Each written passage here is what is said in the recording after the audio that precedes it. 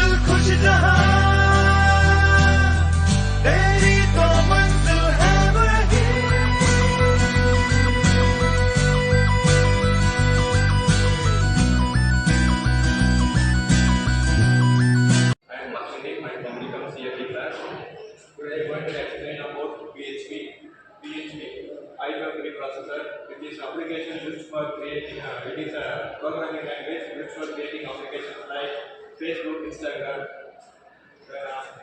Sorting the variable. Variable is the memory location where data is stored.